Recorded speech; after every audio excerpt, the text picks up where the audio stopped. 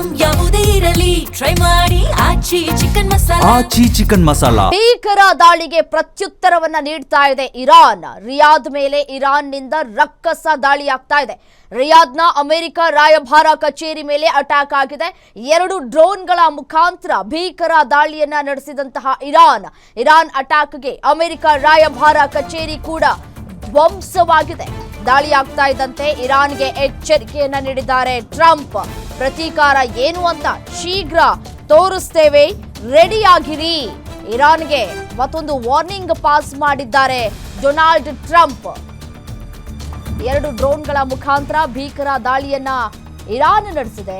ದಾಳಿ ಅಂದ್ರೆ ಹೇಗಿರುತ್ತೆ ಅನ್ನೋದನ್ನ ಕಾದ್ ನೋಡಿ ಅಂತ ಹೇಳಿ ಅಮೆರಿಕ ಅಧ್ಯಕ್ಷರು ಹೇಳ್ತಾ ಇದ್ದಾರೆ. ರಿಯಾದ್ ಮೇಲೆ ಇರಾನ್ನಿಂದ ರಕ್ಕಸ ದಾಳಿಯಾಗಿದೆ.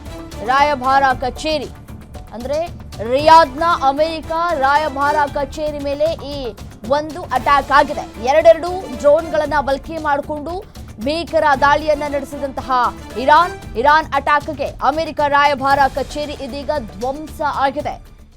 ನೋಡಿ ಯಾವ ರೀತಿಯಾಗಿ ಅಟ್ಯಾಕ್ ಆಗಿದೆ, ಯಾವ ರೀತಿಯಾಗಿ ಈ ಇರಾನ್ನ ಅಟ್ಯಾಕ್ ಹೇಗೆ ನಡೀತಾ ಇದೆ, ಮತ್ತೆ ಅದಕ್ಕೆ ಪ್ರತ್ಯುತ್ತರವನ್ನ ಇದೀಗ ಅಮೆರಿಕ ಕೂಡ ನೀಡ್ತಾ ಇದೆ. ಅಮೆರಿಕ ರಾಯಭಾರ ಕಚೇರಿ ಧ್ವಂಸ ಆಗಿದೆ.